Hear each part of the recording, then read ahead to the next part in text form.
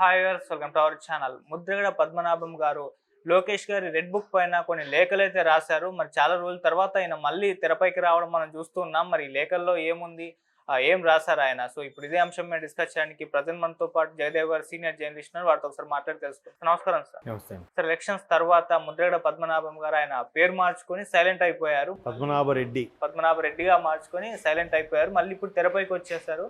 So Lokesh గారు red book పైన కొన్ని లేఖలు రాశారు కూటమి ప్రభుత్వానికి అని చెప్పేసి వార్తలు వినిపిస్తున్నాయి. మరి ఆయన లేఖల్లో ఏముంది, ఏం పేర్కొంటున్నారు, మరి ఆయన గురించి ఏం చెప్తారు సార్? పద్మనాభరెడ్డి గారిని ఆల్మోస్ట్ ఆల్ మర్చిపోకుండా ఉండడం కోసం, మనుగడ కోసం ఈ విధంగా లేఖలు రాస్తున్నారేమో అని అనుకుంటున్నాను. సహజం. ఇప్పుడు ఆయన ఎలక్షన్స్ ముందు కూడా బీజేపీలో చేరుతారు, జనసేనలోకి వెళ్తారు, టీడీపీలోకి రావాలని ప్రయత్నిస్తున్నారు, అవ్వట్లేదు. లోకేష్ గారు పాదయాత్ర వెళ్ళినప్పుడు కొంతమంది అనుచరులను పంపించి మాట్లాడించారు, అవ్వలేదు అని ఇలాంటి రకరకాల వార్తలు మనం సోషల్ మీడియాలో చూసాం.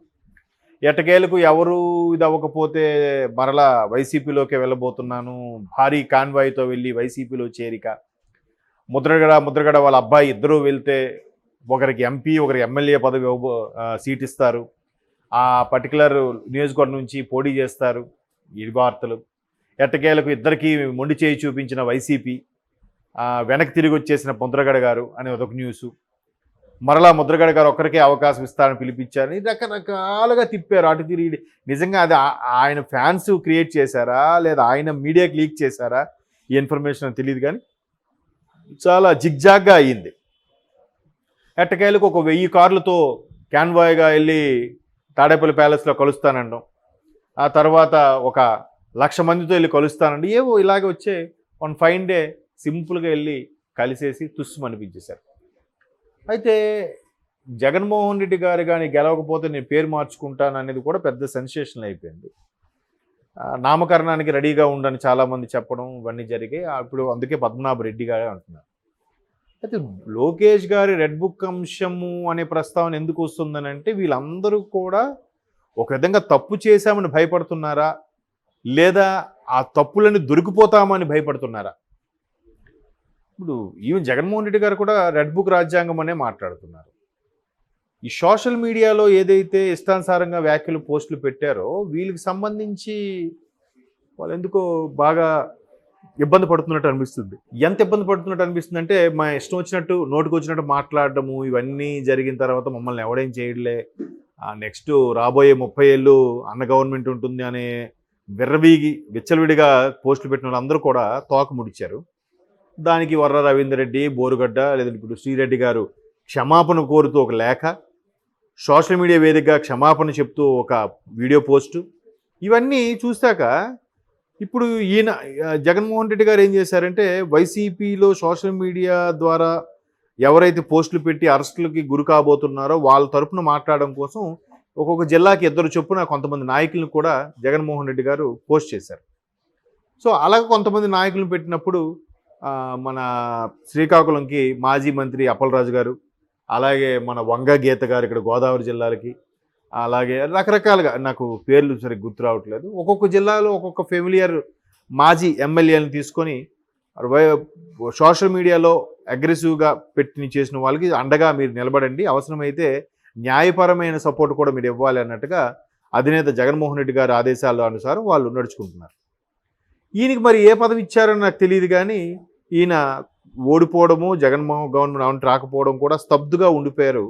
ఇప్పుడు మరలా ఇన్ని రోజుల తర్వాత లేఖ మళ్ళీ రిలీజ్ చేశారు. అంటే కేవలం ఆయన అనేవాడు ఒకడు ఉన్నాడు, కాపు సామాజిక నాయకుడు అనేవాడు ఒకడు ఉన్నాడు అని తెలియపరిచే ఉద్దేశంలోనే ఈ లేఖ రాసి ఉండొచ్చు. ఎందుకంటే రీసెంట్గా మరలా ముద్రగడ వారి అమ్మాయి కూడా జనసేన పార్టీలో చేరడం ఇవన్నీ చూసాం మనం. సో ఇట్లాంటికి సంబంధించి ఈయన ఎవరు ఫోకస్ చేయట్లేదు ఉద్దేశంతో లేఖ రాశారా, లేఖ రాసి అది మీడియాకి తెలియజేశారా అనేది తెలియదు. ఇప్పుడు లోకేష్ రెడ్ బుక్ కూడా ఎలా ఉందంటే, ఆయనగా బుక్లో రాసుకున్న పేర్లన్నీ వరుస పెట్టి అరెస్ట్ చేసేయండి అని చెప్పలేదుగా. అలా అయితే ఇప్పటికి సగం జైళ్ళు ఖాళీ ఉండవు, అన్నీ ఫుల్ అయిపోయింటాయి. అలా కాకుండా ఎవడెవడైతే వాళ్ళు గొయ్యి వాళ్ళే తవ్వుకున్నారో, ఎవడైతే వెచ్చలవిడిగా మాకేం కాదులే ఏం మాట్లాడినా చెల్లుతుందని ఎవరెవరైతే విర్రవీగారో వాళ్ళందరూ ఒక్కొక్కరుగా ఇబ్బంది పడుతున్నారు.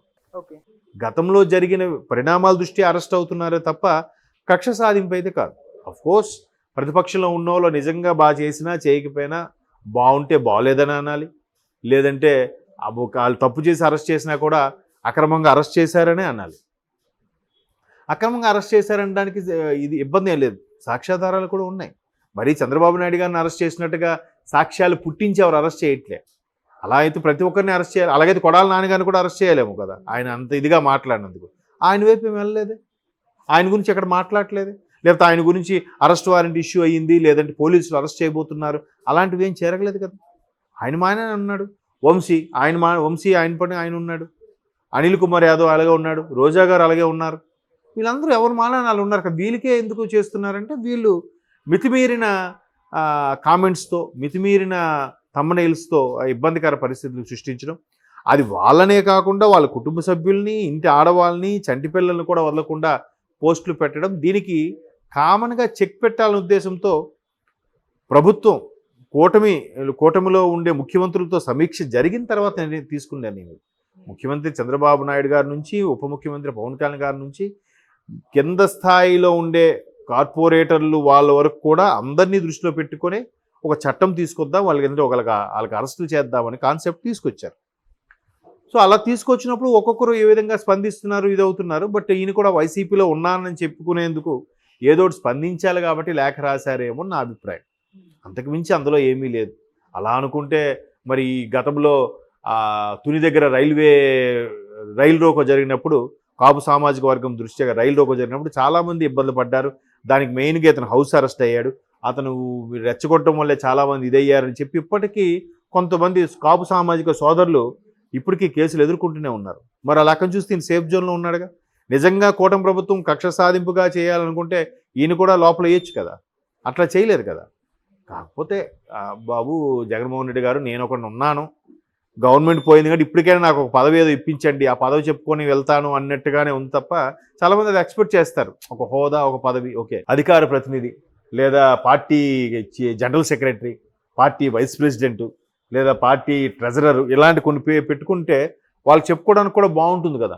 సో అటువంటిది వైసీపీ నుంచి కానీ జగన్మోహన్ రెడ్డి గారి నుంచి ఏమైనా ఆశిస్తున్నారేమో, అందుకు నేనంటూ ఒకడు ఉన్నానని చెప్పి పోస్ట్ పెడుతున్నట్టుగా అనిపించిందే తప్ప ఇంట్లో అందరికి తెలియదు ఏముంది. రెడ్ బుక్ రాజ్యాంగం అని ప్రతి ఒక్కరు విమర్శిస్తున్నదే.